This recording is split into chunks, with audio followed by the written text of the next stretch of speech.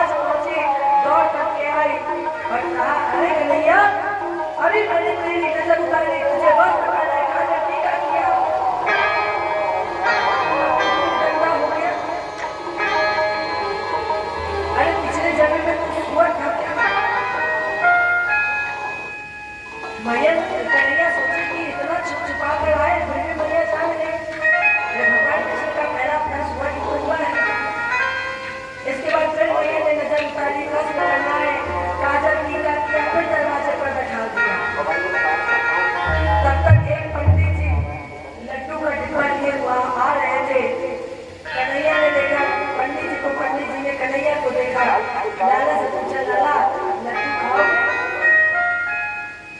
लाला ने कहा हाँ महाराज जी खाएंगे। पंडित जी ने एक लड्डू दिया, कन्हैया ने खा लिया। पंडित जी ने कहा और? कन्हैया ने कहा हाँ और खाएंगे। पंडित जी ने दूसरा लड्डू दिया, कन्हैया ने दूसरा खा लिया। पंडित जी ने पूछा और? लाला बोले काहे महाराज जी एक एक करके क्या दे रहे हो? अरे पूरा डिब्बा ही दे दो, पूरा डिब्बा खा लेंगे। एक लो कर रहे हो ना ये पूरा डिब्बा। और जैसे ही फिर मैया यशोदा ने सुना, कहा अरे लाला तू पिछले जन्म में पंडित था क्या? बल्लभ जी की तरफ देखे, अरे भैया इतना जोर जुबान के बाद फिर भी भैया पहचान गए। बल्लभ भैया ने कहा तुम हमारी तरफ क्या देख रहे हो? मैया पूछ रही है, मैया को बताओ क्या पिछले जन्म में तुम पंडित थे? अरे कली तो बावन वाली है, कली तो बावन वाले चाहे जितना छुपा के रहो फिर भी मैया पहचान जाती है। ये हमारे कन्हैया की कुछ लीलाएं हैं। इनके कुछ मित्र थे श्री दामा मनसुखा सुरावली और मंगल। सबके साथ भगवान ने एक योजना बनाई कि हम गोपियों के घर चलेंगे। अब आप बताइए क्या भगवान को चोरी करने की जरूरत है? जो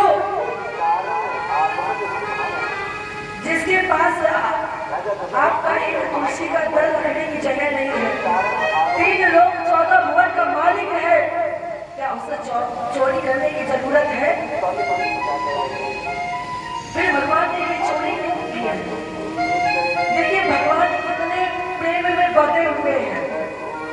भगवान ने गोपियों के लिए चोरी की है क्योंकि भगवान गोपियों के प्रेम में बंधे हैं। भगवान ने कहा है बस जाति पाति का जिक्र वहाँ क्या, जाति पाति का जिक्र वहाँ क्या, जहाँ प्रेम प्रधान, प्रेम के बस है कितने बंदर में है ये सुनिएगा। शिवजी के झूठे बेरो, क्या भगवान को शिवजी के झूठे बेर दिखाने की जरूरत थी? फिर भी सबरी झूठे बेर थे। चीखती थी कि कोई करुआ बेर निकल आए मेरा नाम जप खाए। करुए बेर को फेंकती थी और नीचे बेर को चुन चुन कर रखती थी। सब शिवजी के झूठे बेरो दिया जिन्होंने मार, और द्वारों के संग जीव रहे, द्वारों के संग जीव रहे, आज वही भगवान प्रेम के बस है गया। परिणाम स्वरूप भगवान ने एक गोपियों के ग्वालों को काम बांध दिया। मनसुखा का काम था कि हर गोपी के घर में देखे कि मट्टी कहाँ पर है। जैसे ही भगवान ने चोरी करना प्रारंभ किया, गोपियों के घर में मालूम चोरी होने लगा। एक दिन गोपियों ने योजना बनाई, अब की बार मट्टी को अंधेरे में टालेंगे। मनसुखा को पता चला कि मटकी अंधेरे में है, कुछ दिख नहीं रहा, बाहर से ताला लगा है, पति को अपने दरवाजे पर बैठा गई है, बच्चे को दरवाजे पर पहरेदारी पर बैठा, बढ़िया लंबी मोटी लाठी देख के आई है। गोपियां गई और कन्हैया से पूछा, कन्हैया माता खाओगे? कन्हैया ने कहा देखो गोपी तुम जो करके आई हो हमें पता है। गोपी ने पूछा क्या करके आई हो? कन्हैया बोला देखो दरवाजे पर ताला, ऊपर से अपने पति बच्चों को पहरेदारी पर बैठाया, इतना तो छोड़ो ही छोड़ो, कोई लाठी इतनी मोटी देकर आई हो, कह के आई हो कि देखे रहता कि लाला अभी आता ही होगा, और तुम हमसे कह रही कि माखन खाओगे। गोपियों ने कहा तुम पहरेदारी पर बैठे रहते हो, कन्हैया तुम्हें माखन खाना है कि नहीं खाना? कन्हैया बोले खाना है, लेकिन कैसे? गोपियों ने कहा दरवाजे बंद है, रहने दो, ऐसा करो तुम पीछे से जाना, पीछे की खिड़की हम खोल कर आए हैं, तुम वहीं से अंदर चले जाना, खा लेना। अब बताओ भगवान चोरी करने की गोपियां चोरी करा रहे हैं। गोपियां खुद गई कन्हैया के पास, अजब मटकी अंधेरे पर टंगी। मनसुबा को पता चला, मनसुबा दौड़ कर गया कन्हैया के पास, लाला आज चोरी नहीं होगी। कन्हैया बोले एक बात बताओ, जब देखो तब तुम कहने लगते हो चोरी नहीं होगी, चोरी नहीं होगी, क्यों नहीं होगी? अरे गोपियां इतनी चतुर हो गई है कि मटकी को अंधेरे पर टांग के आई है, वो दिख ही नहीं रहा है और ऊपर टंगी है, अब चोरी कैसे होगी? कन्हैया बोले तुम लोग अपने घर से एक लाठी ले आओ, बाकी अंधेरे का इंतजाम हम कर देंगे। आप सभी वाले लेने गए, इधर कन्हैया यशोदा जी के बगल में आके खड़े हो गए। देखो वैसे भी ये नटखट है, अपनी कला दिखाने में कभी पीछे नहीं हटते। यशोदा जी दही मंथन कर रही थी, भगवान कृष्ण बगल में खड़े होकर बोला गए। जैसे ही यशोदा जी ने कन्हैया को देखा, यशोदा जी को देखकर लगा कि आज मेरा लाल रो रहा है। कन्हैया क्यों रो रहे हो, क्या हुआ है? क्या किसी गोपी ने कुछ कह दिया? क्या किसी ग्वाली ने कुछ कहा? कन्हैया बोले मैया आपको पता है जब मैं यहाँ से निकलता हूँ ना तो लोग मुझसे बोलते देखो इतने गरीब घर का लड़का जा रहा है। यशोदा इतने गरीब घर का किसने कहा? तेरे पास तो इतनी गौए हैं, इतने ग्वाले हैं, मैं कह रहा हूँ गरीब। अच्छा दादा तुम ये बताओ तुम चाहते क्या हो? भैया मैं ये चाहता हूँ कि मेरे गले में अगर कुछ पड़ जाता, अगर कुछ पहन लेते तो जितने भी हमसे कहते ना कि गरीब घर का लड़का जा रहा है, तो ये लोग कहते हैं तब देखो ये अपना काम निकलवा रहे हैं। मैया यशोदा अंदर गई, मणि लेकर आई। मणि का एक काल होता है क्या? मणि हमेशा अंधेरे में चमकती है। निकल गया कन्हैया का काम। मैया यशोदा मणि लेकर आई और लाला के गले में जैसे ही पहनाई, आंसू आंसू पहुंचे और एकदम अपनी बस्ती में चल पड़े। ऐसे ही एक बार एक विचित्र घटना गोपियों में घटी। एक बार सभी गोपियां इकट्ठी हुई और अब की बार योजना बनाई कि मटकी को सीके पर टांग देंगे और उसके साथ साथ घंटी भी टांग देंगे। क्यों?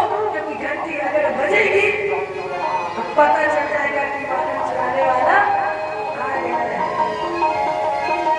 फिर मनसुबा को पता चला, दौड़ करके गया कहा लाला चोरी नहीं होगी। क्यों? अरे गोपियां इतनी चतुर है कि मटकी के साथ घंटी भी टांग दी है। चलो अंधेरा का काम तो पूरा करने के लिए घंटी का काम। कन्हैया बोले देखो बात माखन खाना है, खाना है तो बच्चा। और जैसे ही ग्वालों को लेकर पहुंचे, कन्हैया ने घंटी से कहा घंटी जब तक हम कहें तब तक बजना नहीं, घंटी जब तक हम कहें बजना नहीं। घंटी ने कहा ठीक नहीं बजेंगे। भगवान ने मटकी से माखन निकाला, ग्वालों को खिलाया।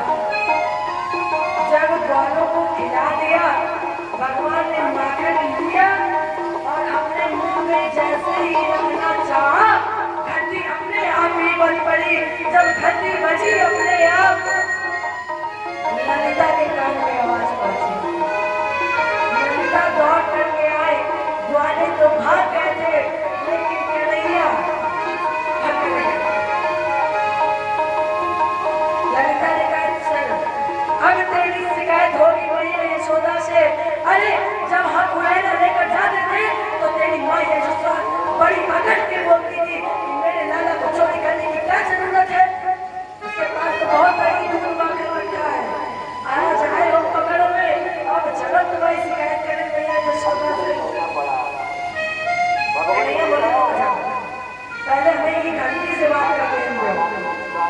घंटी से बात कर ले, फिर तुम जहाँ कहोगे हम चलेंगे। ललिता ने कहा ठीक है कर लो। भगवान का एक बात बताओ घंटी, हमने तुमसे कहा तुम बचना नहीं, लेकिन तुम बची। कब बची? जब ग्वालों ने भोजन कर लिया तो तुम नहीं बची। अरे तभी बच जाती। जब ग्वालों ने भोजन किया तब नहीं बची, लेकिन जैसे ही अपने माखन मुंह पर रखा बची। तो घंटी तुम ये बताओ तुम बची, तुम क्यों बची? बताओ। घंटी ने कहा प्रभु ये संसार के जितने भी लोग भोजन करते हैं, सुनता घंटी लोग संसार के लोग जितने भोजन करते हैं कभी घंटी बजाई नहीं जाती है, लेकिन भगवान आपको जब लोग भोग लगाते हैं, जब मंदिरों में पुजारी आपको भोग लगाता है तो एक हाथ से भोग लगाता है, दूसरे हाथ से घंटी बजाता है। प्रभु आज आप भोग लगाने जा रहे थे, हमें लगा कि पुजारी की घंटी बजाना भूल गए, हम अपने आप ही बच पड़े। हमें तो अभ्यास है, हम रोज 7 बजे बजाई जाती है, आपने भोग लगाया, पुजारी जी भूल गए, हमको लगा तो अपने आप ही बच गए। बता इसमें मेरी क्या गलती है? क्या गलती है इसमें? ललिता ने कहा कन्हैया सिखाए हो गई बात, और अगर हो गई है तो चल तेरी मैया यशोदा से शिकायत करे चलेगी। ललिता तुम्हें पता है क्या आप नृत्य बहुत अच्छा कर लेते हैं, करके दिखाए। ललिता हाथ छोड़ दो। ललिता ने कहा देखो बहुत नचाया है तुमने, बहुत नाचे हैं, पकड़ने आते नहीं हो और अब पकड़ने आए हो, तो अब हम तुम्हें तब तक नहीं छोड़ेंगे जब तक तुम्हें ले जाकर मैया यशोदा के सामने खड़ा नहीं कर देंगे। बहुत अकड़ाती है तेरी मैया। ललिता आज छोड़ दो, अब हम नहीं करेंगे। ललिता बोली नहीं, अब हम नहीं छोड़ेंगे, तेरी शिकायत तो होगी ही रहेगी। अरे कन्हैया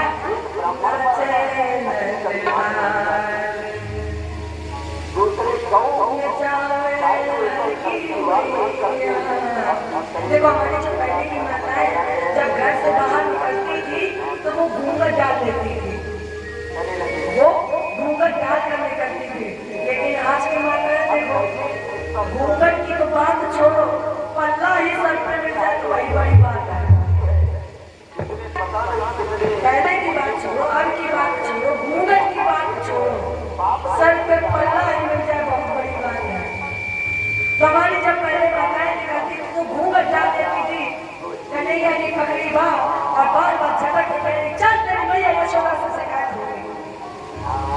इधर मनसुबा को सारे समझाया, पर कन्हैया ने मनसुबा से कहा कि इसके पति को ढूंढ कर लाओ, चाहे जहाँ हो इसके पति को ढूंढ कर लाओ। मनसुबा ने पति को ढूंढने कन्हैया ने कहा तू कितनी कठोर है, अरे तुझे शर्म नहीं आ रही? मैं नाजुक, मैं छोटा सा, इतना कोमल और इतनी कस के बात पकड़े हो। ललिता बोली चाहे जो कुछ हो जाए हम तुम्हें छोड़े ही नहीं। कन्हैया बोले हम छोड़ने को थोड़ी ना बोल रहे हैं, हम ये कह रहे हैं कि ललिता दाएं हाथ छोड़ दो, बहुत दर्द हो रहा है, बायां पकड़ दो। तब तक मनसुबा इसके पति को लेकर आया। अब इन्होंने गलती कहा की, घूंघट नहीं खोला, कन्हैया का दायां हाथ छोड़ा, जैसे ही बायां हाथ पकड़ने चली तो कन्हैया ने इसके पति का हाथ ललिता को पकड़ा दिया। अब ललिता पूरी गली गली में बार बार झगड़ के चल तेरी मैया यशोदा से शिकायत होगी। उसे क्या पता उसका पति है। इधर कन्हैया गए यशोदा जी के पास खड़े थे। मैया हाँ लाला क्या हुआ? मैया आज हम कहीं नहीं गए ना? हाँ लाला आज तुम मेरे पास ही रहे हो। भैया आपको पता है फिर भी गोपियों को चल नहीं पड़ रही, अभी देखो मैंने लेकर आती होंगी, सुकून थोड़ी चाहिए उनको। तब तक उधर से ललिता आगे एकदम से झटका लगाया, देख यशोदा तेरे लाला ने माखन खाया है। कन्हैया बोले मैया अब जरा इसको देख के हम केको पकड़ के आई है, हम तो यहाँ खड़े हैं, केके पकड़ को ये लेके आई। मैया ने छड़ी उठा और जैसे ही देखा यशोदा जी ने कहा ललिता इसको पकड़ के लाई हो। ललिता ने कहा देखो तेरा लाला ही है, उसने माँ का चुरा कर खाया है। तब तक पीछे से कन्हैया मैया के पीछे खड़े हो गए। मैया देखा आपने कहा था अभी उन्हें लेकर आती होंगी। ललिता से कहीं मर गए। ये कहा हमारे तीर था, कहाँ से आवाज आ रही है। यशोदा जी ने कहा अरे ललिता अब तो घूंघट खोल करके देख लो किसको तुम पकड़ के लाई हो। और जैसे ही घूंघट खोल करके देखा, आप बताओ आप बेड़ा गलेवा में अपने पति को पूरी गली गली में झटका देकर घुमा रही हो। बाद में फिर पता चले कि तुम्हारा पति है, फिर तुम्हारे ऊपर क्या असर होगा। जैसे ही ललिता को पता चला शर्मिंदा हो गई, भाग खड़ी हुई। इधर कन्हैया ने ललिता से कहा तुम आगे आगे चलो, अभी हमारे पीछे पीछे। ललिता ने कहा हम समझ गए क्या हाथ बदलने में कला हो रही है। और कन्हैया अब की बार जब तुम पकड़ में आए तुम्हारा हाथ चाहे टूट जाए लेकिन ये ललिता छोड़ेगी नहीं। अब की बार तो तुम बच गए। इतना कहीं तो ललिता चली, आगे आगे ललिता। कन्हैया बोले चलो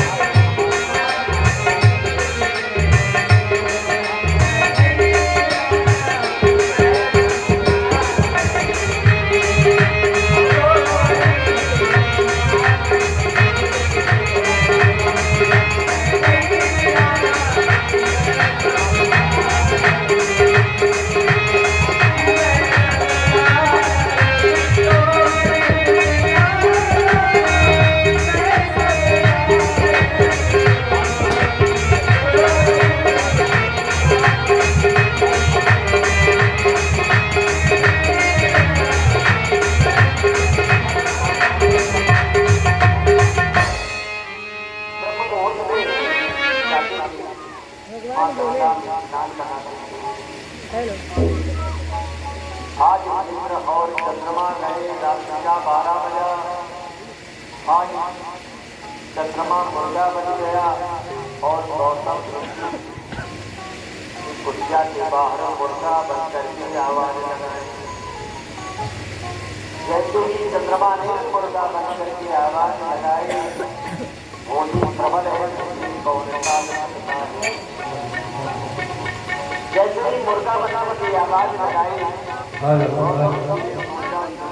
गया आज गंगा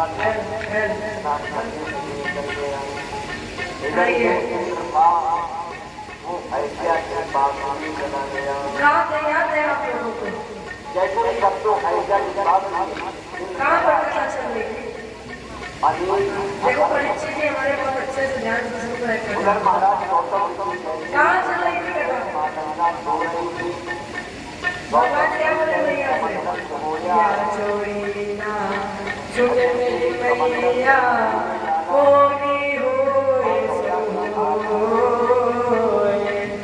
क्या छोड़ी ना छूट मेरी मैया होनी होए सो होए। सूरदास प्रभु कहते कहते, सूरदास प्रभु कहते कहते, ये नयन बनो छोड़ी मांगने की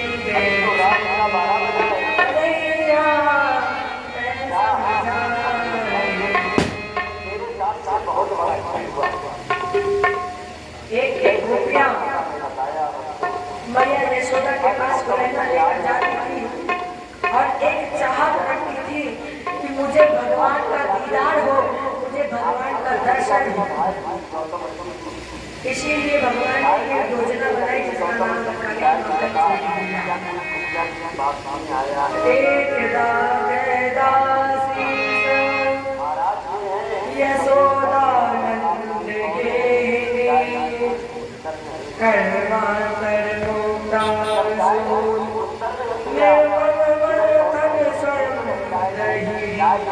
ज्ञानी है गीतानी तजबाल चरितान मंदे प्यारे ईश्वरन पितान गायन एक दासीस। एक बार यशोदा जी अपने घर में मंथन कर रही थी, गीत गाती जा रही थी और दही मंथन भी करती जा रही थी। यानी है गीतानी नदी मंथन करती जा रही थी, गीत गा रही थी। इधर कन्हैया ने मैया यशोदा से पूछा, मैया आप मुझसे प्रेम करती हैं? यशोदा जी ने कहा, लाला जी पूछने की बात है। अरे मैं इससे बहुत प्रेम करती हूँ। उधर चूल्हे पर दूध रखा था। लाला जी का अगर ये दूध आप उबलने लगे तो आप कभी मुझसे प्रेम करती हैं। यशोदा जी ने कहा, अरे लाला ऐसे सैकड़ों दूध तुम पर निछावर है, हम तुमसे इतना प्रेम करते हैं। कन्हैया ने सोचा चलो अब देख लेते हैं, कहने की प्रेम करते तो देखते हैं कितना प्रेम करती है ये। तो लाला ने एकदम तिरछी नजर करके दूध की तरफ देखा। अभी दूध सोच रहा था कि आज मैं भगवान के मुख पर जाऊंगा। जैसे तिरछी दृष्टि से देखा, दूध उबलना प्रारंभ हुआ। यशोदा जी ने देखा कि दूध उबल रहा है, लाला होता है दौड़ करके गई और लाला का बस नहीं प्रेम है। अरे अभी तो कह रही थी ऐसे दूध निछावर और अब जरा सा दूध गिरा दी, उबल नहीं की, हमें भूल गई। कन्हैया को आया गुस्सा। 5 किलो का लोढ़ा, देखो मटकी हमेशा किसी चीज से थोड़ी सी निकाल जाती है। भगवान कृष्ण ने 5 किलो का लोढ़ा उठाया, जितनी मटकी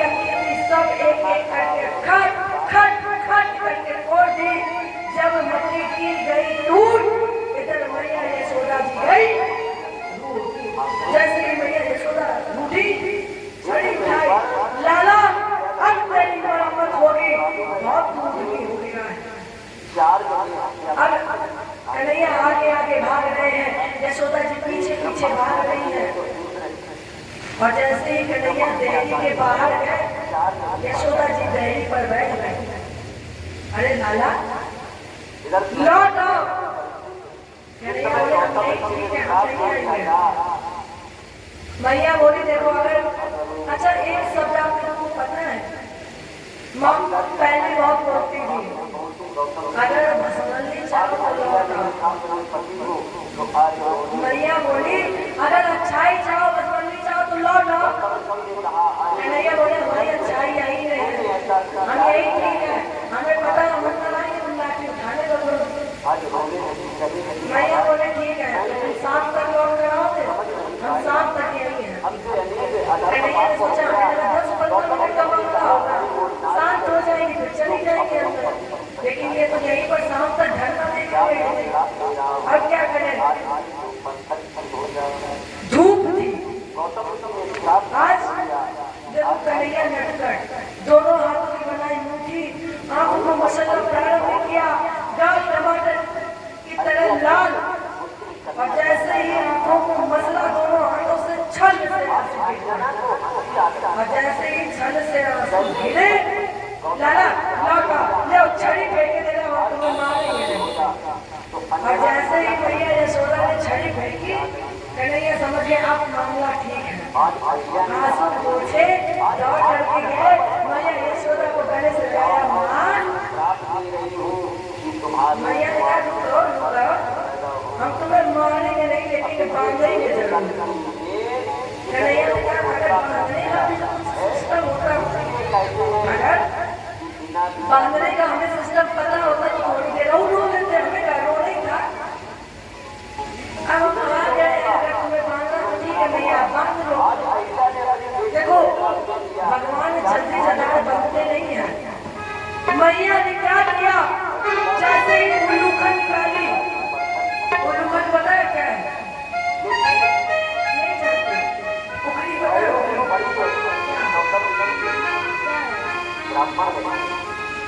आजकल क्या बोलते हैं इसको, आजकल क्या बोला जाता है, लस्सी, लस्सी, सही बता रहे हैं, गलत बता रहे हैं, नहीं अगर गलत तो आप हमको बता दें, ये अभी याद नहीं है इसीलिए हम आपसे पूछ रहे हैं। उखली बोलते हैं, अच्छा पूछो कि माता जी बैठी उखली बोलते हैं।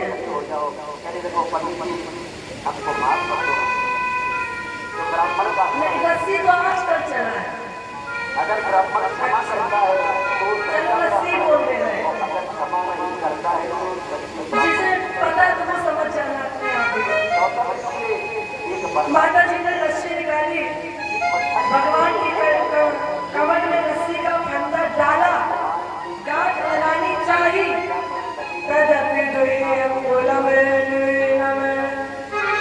लस्सी 2 अंगुल छोटी।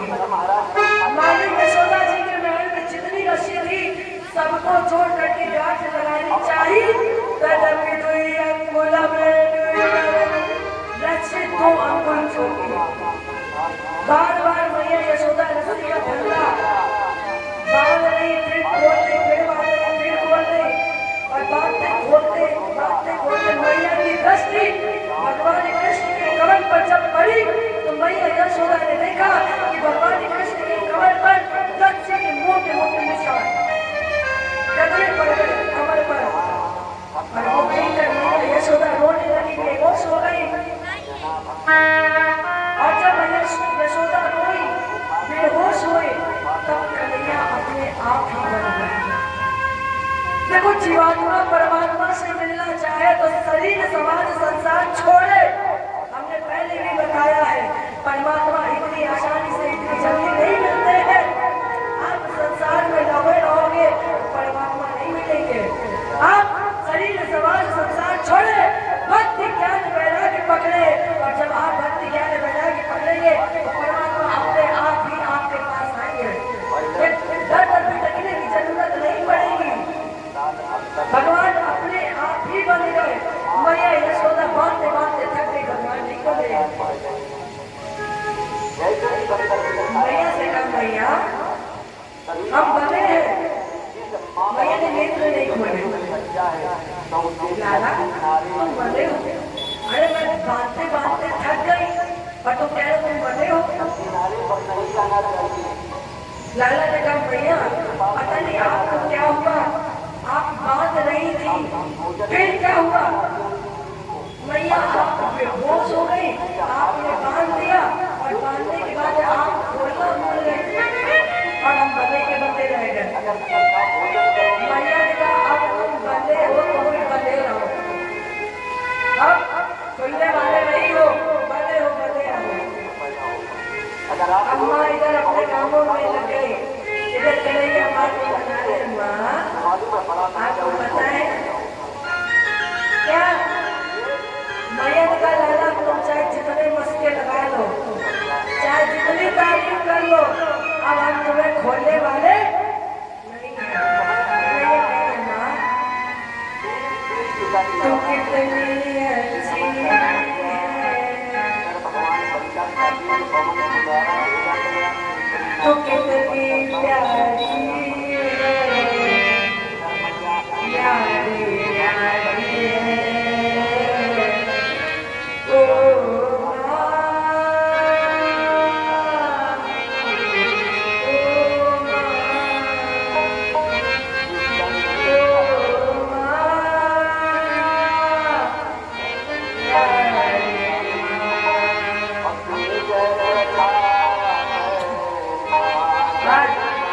कन्हैया यशोदा जी को मना रहे हैं।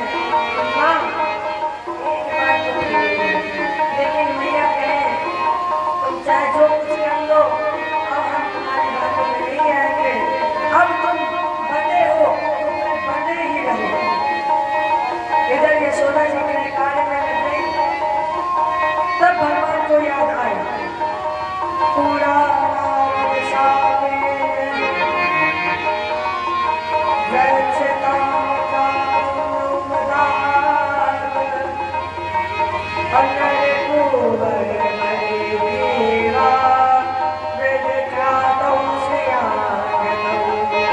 भगवान को याद आया नरकुबर और बलिग्रीव की, जो श्रापवश नारद के यमराज के वंश बने हुए थे।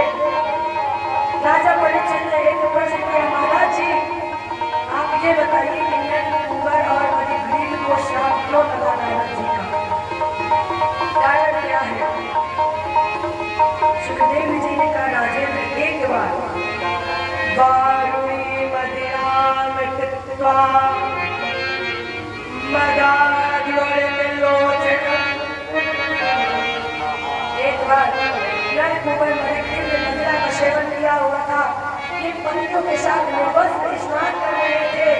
नारद जी आ गए, उन पत्नियों ने देखकर नारद जी को वस्त्र धारण कर लिए, लेकिन नरकुबर बलिग्रीव इतने मदिरा में तल्लीन थे कि ये नारद जी के सामने नर ही खड़े हो गए।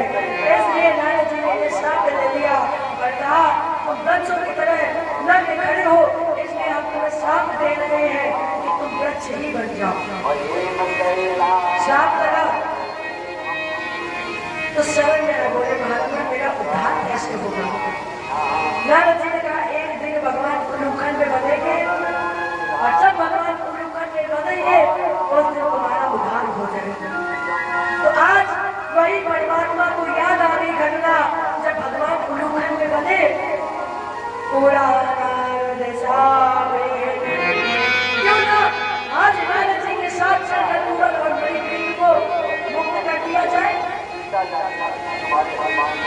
भगवान कृष्ण उल्लूखंड को लेकर वृक्षों के बीच से निकले और उल्लूखंड इन्होंने बेड़ा बेड़ा फंसाया।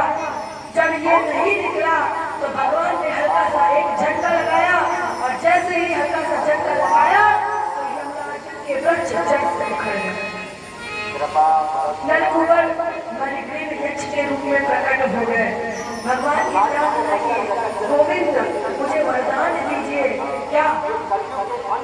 वाणी गुणानुकथने श्रवणो कथाया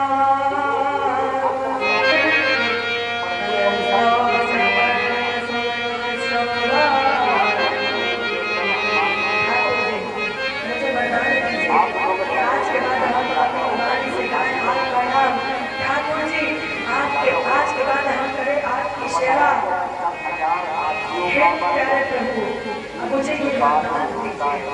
आइए इस वरदान के साथ हम और अपनी राधा रानी को बुलाएं, क्योंकि जब तक राधा रानी नहीं मानेंगी, जब तक हमारे बिहारी जी नहीं मानेंगे, राधा रानी नहीं मानेंगी, तो हमें बिहारी जी नहीं मिलेंगे।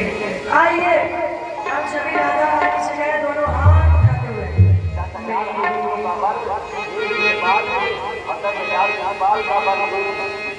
देखो कौन कौन चाहता है राधा रानी कृपा बरसा, चाहती है ऐसे नहीं, दोनों हाथ उठा के करिएगा। अगर आप चाहती तो एकदम से जोश में बोलिए, हाँ हम चाहते कि राधा रानी हम पर कृपा बरसाए, दोनों हाथ उठा के बताइए। तो सभी लोग मीठी मीठी तालियों की सेवा के साथ करिएगा।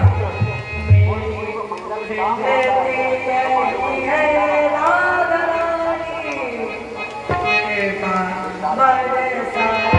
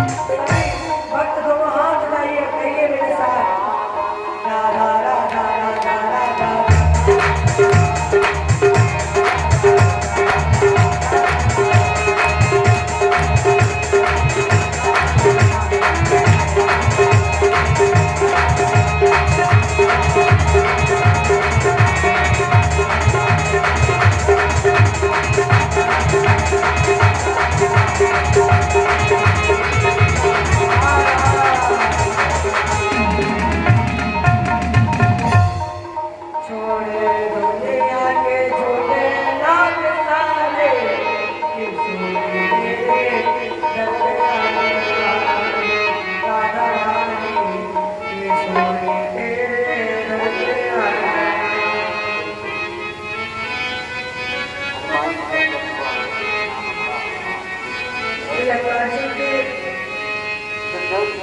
ब्रज को जड़ से उखाड़ा। इसके बाद सभी आपस में मथुरा करने लगे कि जब से नंद यशोदा नंद पुत्र नंदनी की प्राप्ति हुई है तब से रोज न रोज नई विपत्तियां नई संकट आ रहे हैं। आचार्य लोग कहते हैं कि जिस गांव में रहने पर रोज संकट आए, रोज तुम्हें संकटों का सामना करना पड़े तो उस स्थान का त्याग कर देना चाहिए। तो सारे ब्रजवासियों ने विचार किया और विचार करके गोकुल का त्याग कर नंद गांव में भगवान निवास करने गए और यहीं से भगवान ने पूजा की लीला प्रारंभ की। कंस को पता चल गया कि आप कन्हैया गोकुल को छोड़कर नंद गांव वृंदावन में आ गए। तो कंस ने सोचा कि अब इन्हें मारने में बड़ी आसानी होगी। क्यों? क्योंकि गोकुल और मथुरा के बीच में पड़ती है यमुना जी। गोकुल और मथुरा के बीच में पड़ती है यमुना जी। वृंदावन और मथुरा के बीच में यमुना जी नहीं पड़ती है। परिणाम स्वरूप उन्होंने राक्षसों को भेजा, लेकिन भगवान ने उन राक्षसों का उद्धार किया। बकासुर को भेजा, बछड़ा बनकर गया, बछड़ों में मिल गया, लेकिन राजेंद्र एक क्षण नहीं गिरा, भगवान ने उसका उद्धार कर दिया।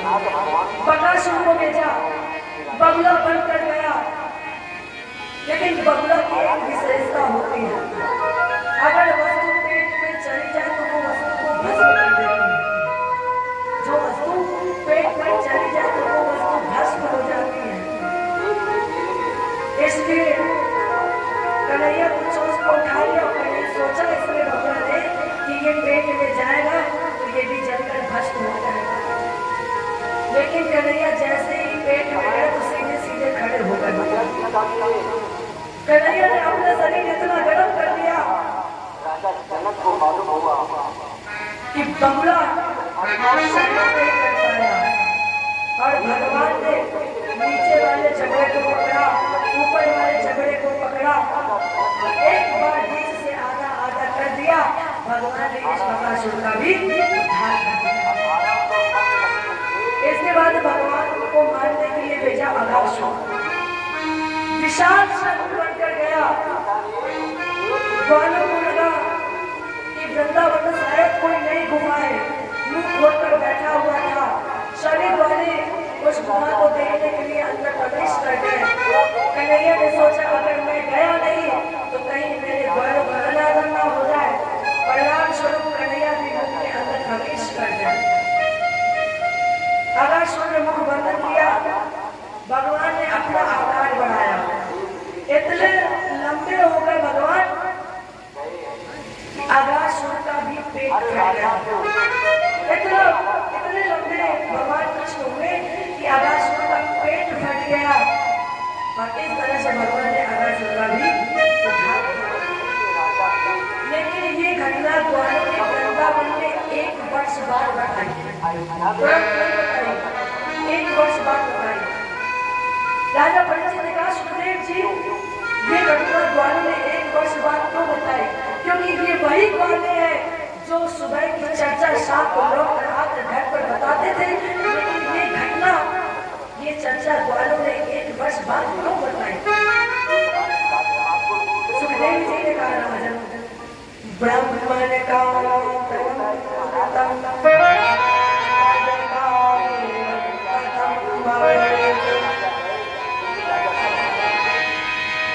ब्रह्मा जी ने जब आकाश से देखा, एक बार जब भगवान जी दोपहर का समय था, जब ये गऊ चला कर आए तो भगवान को बहुत तेज भूख लगी थी। भगवान ने ग्वालों से कहा आज भोजन निकालो, बहुत तेज भूख लगी है। ब्रह्मा जी ऊपर से देख रहे थे और एक दूसरे का जब भगवान झूठा भोजन कर रहे थे, ब्रह्मा जी ने कहा ये कैसा बालक है, ये कोई भगवान नहीं है, क्योंकि अगर ये भगवान होता तो ये ग्वालों का झूठा भोजन ना कर रहा होता। जैसे ही ब्रह्मा जी के मन में विचार आया तब तक एक ग्वाला रोटी अपने मुख में रखने ही से रोटी ली और अपने मुख पर रखी। ब्रह्मा जी ने कहा इसका मतलब ये तो ब्रह्म हो ही नहीं सकता है। अरे ये जब एक ग्वाले के मुख से रोटी निकाल कर अपने मुख में रख रहा है, इसका मतलब ये ब्रह्म नहीं है। जानने के लिए उन सब ग्वालों बछड़ों गौओं को ब्रह्मा जी ने अंतर्हित कर लिया और जा करके अपने लोक पर रख दिया। 364 दिन बाद तो बलराम जी को भी बात ये नहीं पता थी। 364 दिन बाद बलराम जी को पता चला। कब? जब एक ग्वाला एक गौवे को मारने दौड़ा तब बलराम जी को पता चला। भगवान को तब पता चला जब भगवान ने बंसी बजाई, लेकिन कौवे ग्वाले बछड़े नहीं आए। तब भगवान ने सोचा हो सकता है कि थोड़े दूर निकल गए हो, लेकिन जब भगवान ने आंख बंद करके देखा तब भगवान को पता चला ग्वाले बछड़े गौवे ब्रह्मा जी के पास है। आज भगवान ने बंसी बजाई। मेरे श्याम ये बता वो ताने कौन सी है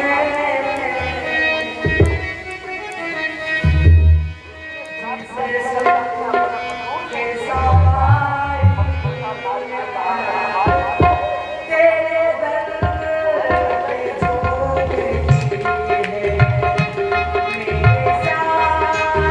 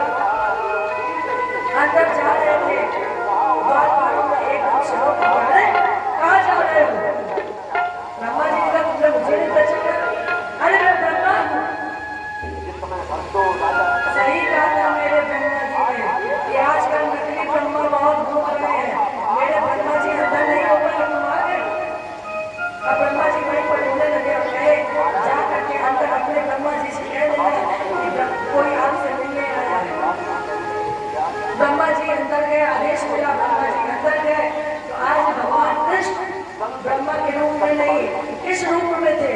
ग्वाले के रूप में नहीं थे। आज भगवान चतुर्भुजी रूप में शयन कक्ष में ऐसा मालूम लग रहा था कि आज प्रकाश हो गया है। ब्रह्मा जी का अंधकार अभिमान नष्ट हुआ। प्रार्थना की, नौमी धते प्रभव से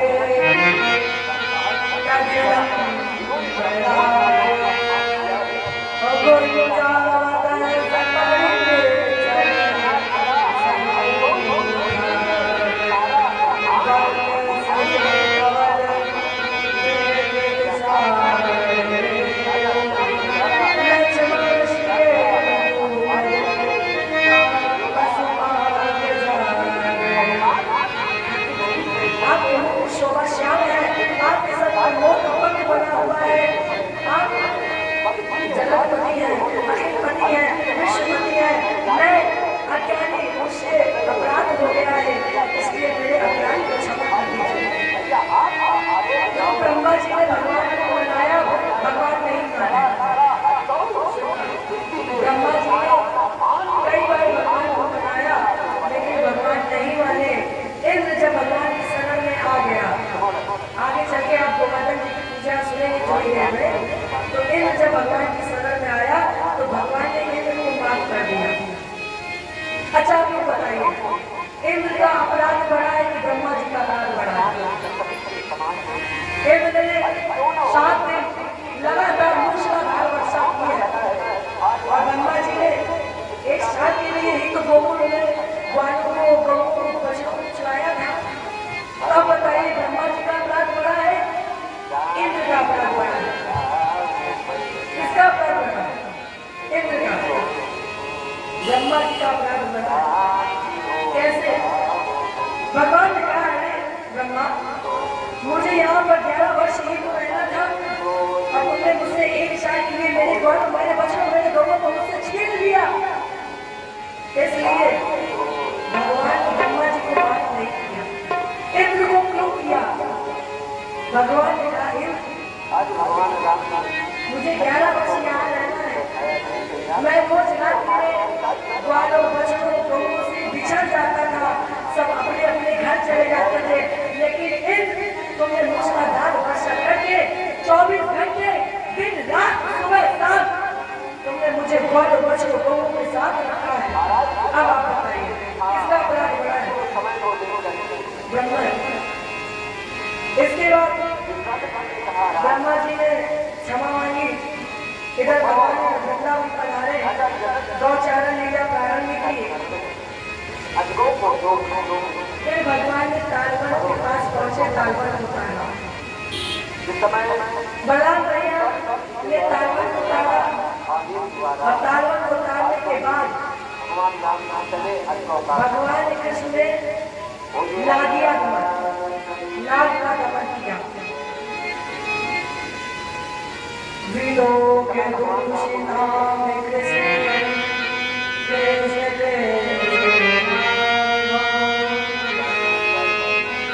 भगवान कृष्ण ने देखा कि कृष्ण के कारण कृष्ण का जल अशुद्ध है। कृष्ण के कारण कृष्ण का जल अशुद्ध है। यहाँ पर 3 कृष्ण है, नंद पुत्र कृष्ण, काले नाग को भी कहते हैं कृष्ण, और यमुना जी का भी नाम है कृष्ण। आज जैसे ही भगवान ने देखा कि यमुना जी का जल अशुद्ध है कृष्ण के कारण, तो भगवान ने योजना बनाई, ग्वालों के साथ जब गेंद लेकर गए तो भगवान सबसे पीछे। जैसे ही गेंद भगवान के पास गई, भगवान ने वो गेंद यमुना जी में फेंक दी और जैसे ही यमुना जी में फेंकी, ग्वाले चिल्लाने लगे, कन्हैया मुझे वही गेंद चाहिए है। सब एक दूसरे से पूछ रहे। चली गई।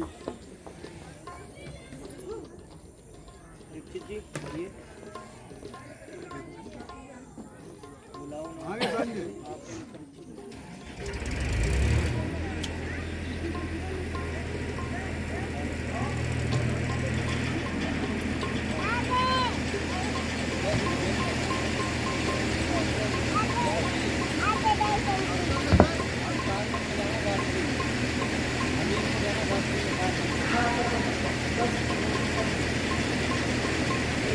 जय बोले कृष्ण भगवान की।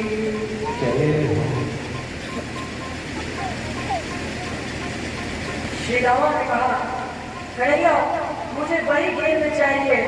भगवान कृष्ण बोले श्री रामा अच्छा बड़ी गेंद मैं अगलाता हूँ हाल यह कहकर उस कुंड में कूदे बजे गोपाल। जैसे ही भगवान कृष्ण उस कुंड में कूदे माता यशोदा को पता चला। माता यशोदा दौड़ करके आई, अरे गंगा तू कितना निर्दयी है, जब तुमने मेरी गोद से मेरे पुत्र को छीना ही था तो फिर मुझे व्रत दिया ही क्यों। इसलिए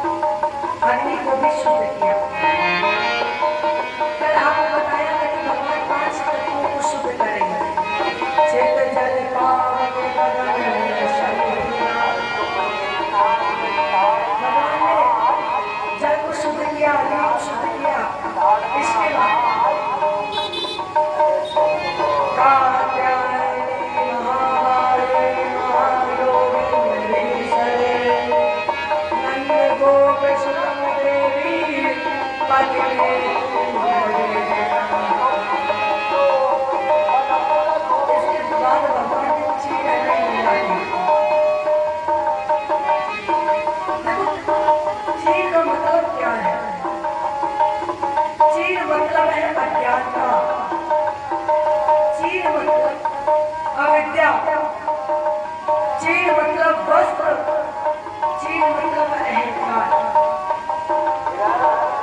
तो मैंने सुना है कि लोग ये कहते हैं कि गोपियां जब स्नान करने जाती थी तो भगवान कृष्ण के चीर का हरण कर लेते थे, वस्त्र उठा लेते थे। भगवान ने क्या किया है? देखो जहाँ प्रेम होता है वहाँ पर्दा होगा ही नहीं, और परमात्मा से आज तक कभी छुपा नहीं।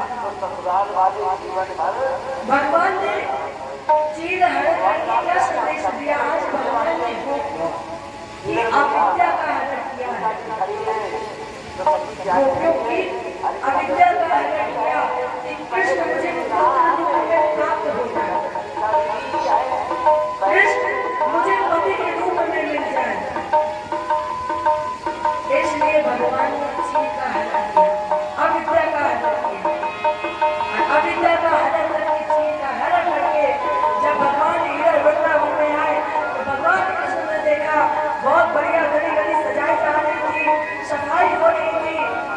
तब कन्हैया ने बाबा से पूछा, बाबा क्या कोई त्योहार है, क्या कोई पर्व है, क्या कोई पूजा है, क्या कोई यज्ञ है जो इतना सुंदर सजाया जा रहा है, इतने बढ़िया बढ़िया पकवान बनाए जा रहे हैं? देखो श्याम सुंदर, मेरे पास समय नहीं है, जा करके अपनी माता से पूछो। मैया के पास गए, तब पता चला कि इंद्र की पूजा होने जा रही है। भगवान ने कहा, बाबा ये बताइए आपको इंद्र ने कितनी बार दर्शन दिया है? बाबा अगर पूजा करनी है तो आप उसकी पूजा करिए ना, जो अन्न देता है आप उसकी ही पूजा करिए। बाबा ये बताइए, वर्षा से पैदा होता है अन्न, और अन्न से चलता है हमारा आपका जीव, और जब अन्न से चलता है तो आप उसकी पूजा करिए। जिसको आपने कभी देखा ही नहीं उसकी पूजा करके क्या फायदा? बाबा ने क्या करिए, क्या पूजा नहीं बाबा, और आप कराते नहीं हो, लेकिन जिसने जिसको आपने कभी देखा ही नहीं, कभी दर्शन ही नहीं दिए, कर्णया जाए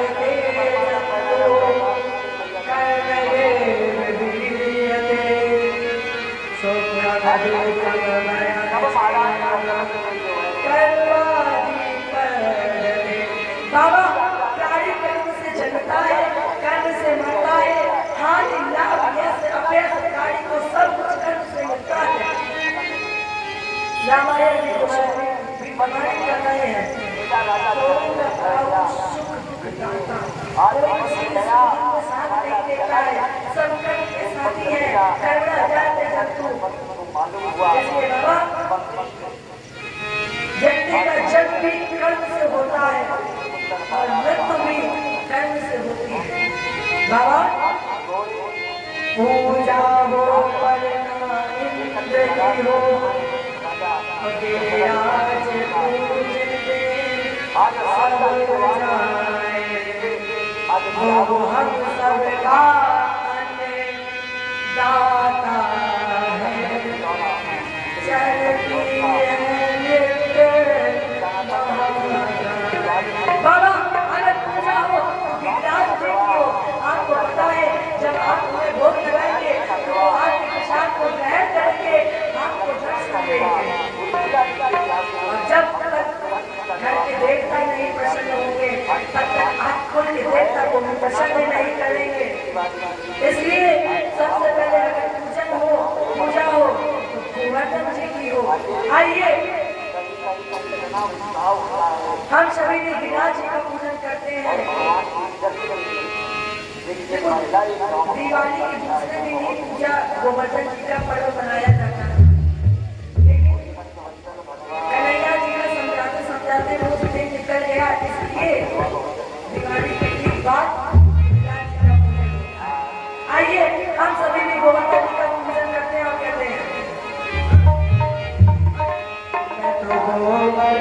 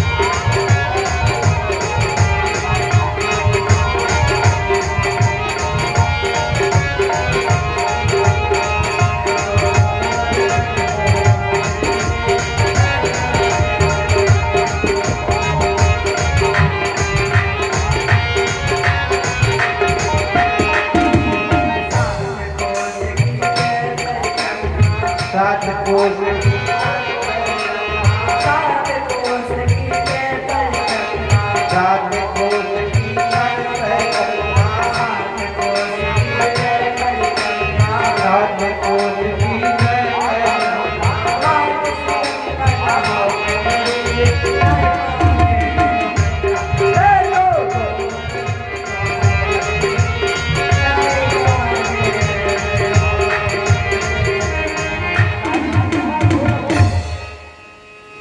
रातों रात गिरिराज पूजन की तैयारी है।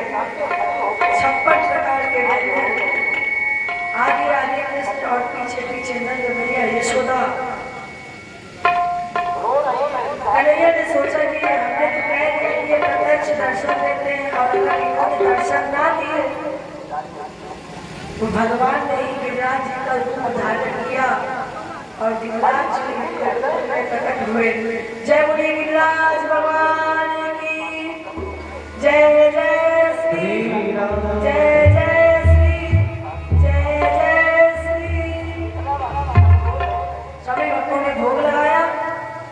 आइए हम सभी भी भोग लगाते हैं। हम कहते हैं मेरे गोवर्धन महाराज,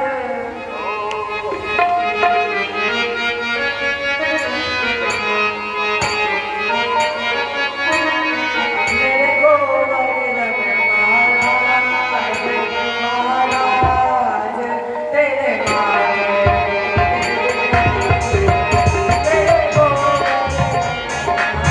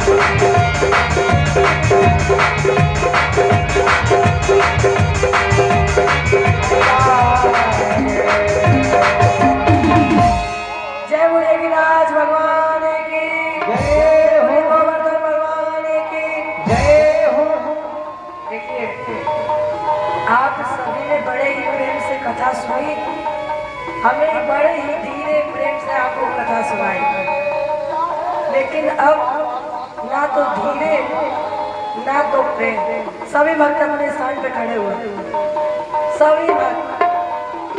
और अब थोड़ा हिमराज जी के सामने झूमते हैं, झूम के मनाते हैं।